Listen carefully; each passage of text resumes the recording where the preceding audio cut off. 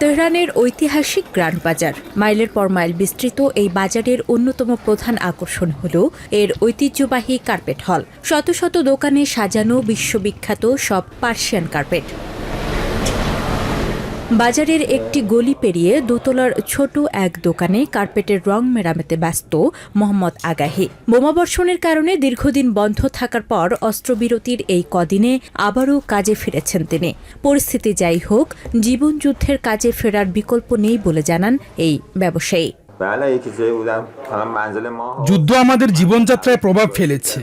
অনেকের বাড়িঘর ধ্বংস হয়েছে, অনেকে মারাও গেছেন, কিন্তু জীবন চালানোর জন্য আমাদের কাজে ফিরতেই হয়। যুদ্ধ তীব্র হলেও আমাদের আর কোনো উপায় নেই, কারণ রুটি রুজির ব্যবস্থা তো করতে হবে। বাজারের নিচের তলায় আরেকটি দোকানে কাজ করছেন সাইদ মোহাম্মদী। 2 মাস বন্ধ থাকার পর মাত্র তিনি কাজে ফিরেছেন। অনিশ্চয়তার মাঝেও বুক বেঁধেছেন আশায়। পরিস্থিতি খুব কঠিন। আমরা যেদিন কাজ করি না সেদিন আমাদের কোনো আয় নেই। আল্লাহর উপর ভরসা করে আমরা শুরু করেছি।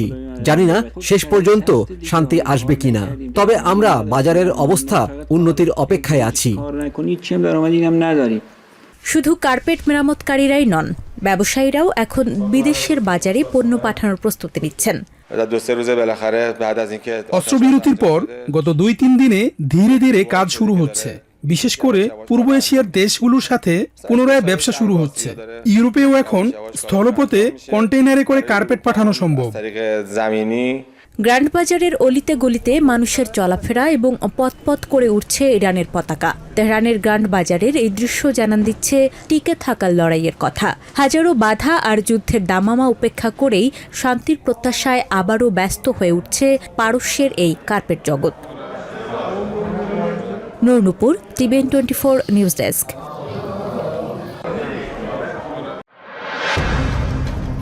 গাজার দেইর আল বালা এলাকার আল-আকসা হাসপাতাল চত্বরে আবারও বিষাদের ছায়া। সাদা কাফনে মোড়ানো নিথর দেহগুলোকে ঘিরে স্বজনদের শেষ বিদায় আর কান্নায় ভারী হয়ে উঠেছে পরিবেশ। গতরাতে এক অতর্কিত ইসরায়েলি হামলায় প্রাণ হারিয়েছেন 3 জন। যুদ্ধবিরতির শর্ত অনুযায়ী সংঘাত থামার কথা থাকলেও প্যালেস্টিনিয়ানদের কাছে এটি এখন এক প্রাণঘাতী ফাঁদ ছাড়া আর কিছুই নয়। এটি কোনো যুদ্ধবিরতি নয়, বরং এটি আমাদের যুবকদের জন্য তৈরি করা একটি নিষ্ঠুর ফাঁদ। প্রতিটি দিন আমরা আমাদের প্রিয়জনদের দাফন করছি। 3 বছরের একটি শিশু আজ তার বাবার মৃতদেহ দেখে আটকে উঠেছে। এর চেয়ে বড় অবিচার আর কিছুই হতে পারে না। গত অক্টোবর থেকে কার্যকর হওয়া এই যুদ্ধবিরতি গাজার অর্ধেকেরও বেশি এলাকাকে জনমানবহীন অঞ্চলে পরিণত করেছে।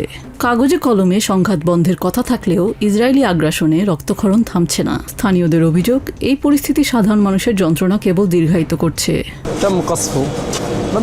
বন্ধুদের সাথে থাকা অবস্থায় তাকে কেন লক্ষ্যবস্তু করা হলো তা আমাদের জানা নেই। গত কয়েক মাস ধরে এই যুদ্ধবিরতির মাঝেই প্রতিটি দিন হামলা হচ্ছে, প্রতিটি দিন মানুষ মারা যাচ্ছে। আমরা এক চরম যন্ত্রণাদায়ক পরিস্থিতির মধ্য দিয়ে সময় পার করছি। প্যালেস্টিনিয়ান স্বাস্থ্য কর্মকর্তাদের তথ্য অনুযায়ী যুদ্ধবিরতি চুক্তি কার্যকর হওয়ার পর থেকে এখন পর্যন্ত ইসরায়েলি বাহিনীর হাতে 750-র বেশি প্যালেস্টিনিয়ান প্রাণ হারিয়েছেন। এই অব্যাহত সহিংসতা আর পাল্টাপাল্টি অভিযোগ শান্তির এই যাত্রাকে ক্রমেই এক অনিশ্চিত গন্তব্যের দিকে ঠেলে দিচ্ছে। নিজিয়া জামি, টিভিএন 24 নিউজ ডেস্ক। বৈরুতের রাজপথে স্লোগানে উত্তাল হিজবুল্লাহ সমর্থকরা। ইসরায়েলের সাথে সরাসরি আলোচনার সরকারি সিদ্ধান্তের প্রতিবাদে শনিবার থেকেই তারা অবস্থান নিয়েছেন রাজপথে। হাতে লেবানিজ ও হিজবুল্লাহর পতাকা আর কণ্ঠে প্রতিরোধের সুর। প্রতিরোধ করা ছাড়া আমাদের আর কোনো উপায় নেই। নিজেদের মাতৃভূমি রক্ষা করতে আমরা মরতেও প্রস্তুত। মূলত এই প্রতিরোধ না থাকলে তারা আমাদের সাথে আলোচনা টেবিলে বসতই না।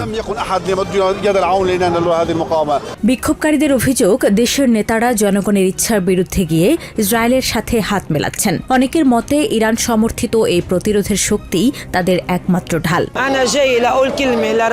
প্রেসিডেন্ট ও প্রধানমন্ত্রীর জন্য লজ্জা যে তারা ইসরায়েলের সাথে আলোচনায় বসেছেন। যেখানে ইরান আমাদের পাশে আছে, সেখানে তারা কেন ইহুদিবাদী ও আমেরিকানদের সাথে হাত মেলাচ্ছেন তা স্পষ্ট নয়। আমরা প্রতিরোধের পক্ষেই থাকব।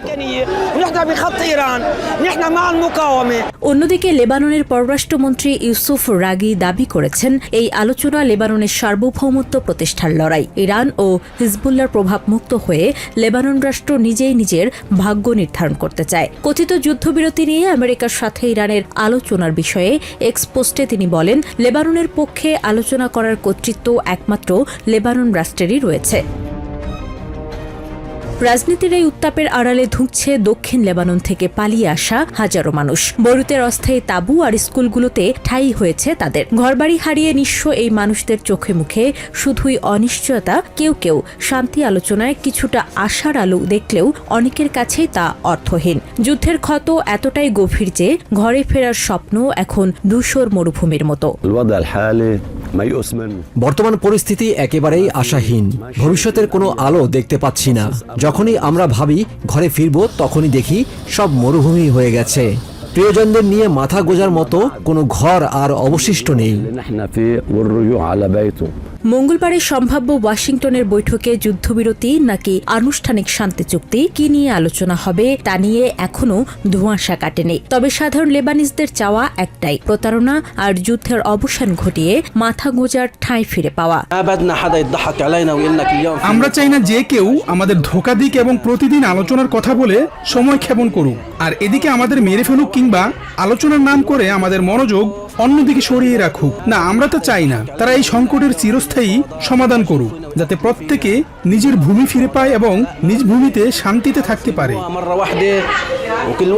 একদিকে যুদ্ধের ভয়াবহতায় বাস্তুচ্যুত সাধারণ মানুষের ঘরে ফেরার আকুতি, অন্যদিকে অভ্যন্তরীণ রাজনৈতিক বিভাজন। সব মিলিয়ে যুদ্ধের জাঁতাকলে পুরো লেবানন এখন চরম বিপর্যয়ের মুখে। সেই সাথে ওয়াশিংটনের মধ্যস্থতায় পূর্বের করা যুদ্ধবিরতি চুক্তি সত্ত্বেও দখলদার ইসরায়েলি বাহিনীর ক্রমাগত আগ্রাসন পুরো লেবাননকে অস্তিত্ব সংকটে ফেলে দিয়েছে। এবারের আলোচনায় সেই সংকট থেকে লেবানিজরা মুক্তি পাবে কিনা সেটাই এখন দেখার বিষয়। নূর নূপুর, TVN 24 news desk.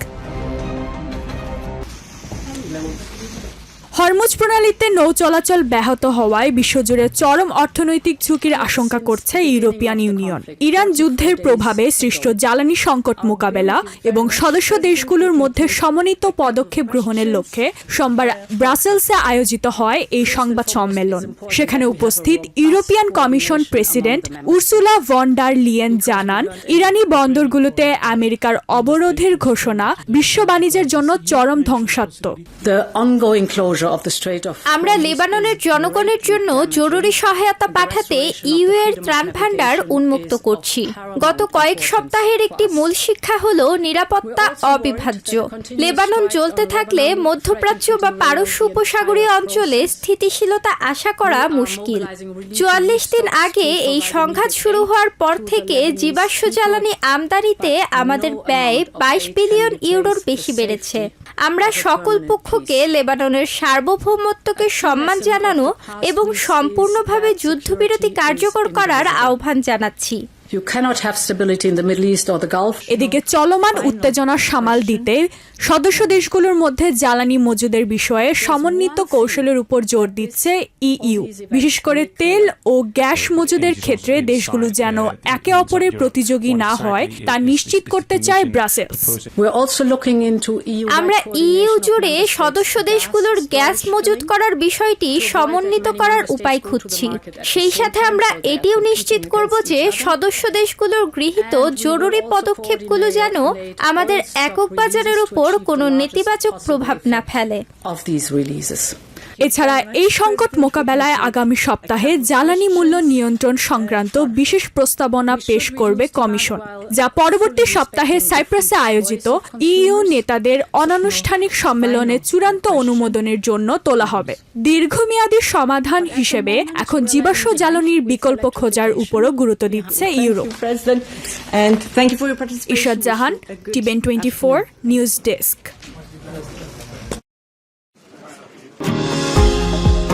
New York থেকে সম্প্রচারিত টিভিএন 24 টেলিভিশন বিশ্বজুড়ে বাঙালির কণ্ঠস্বর।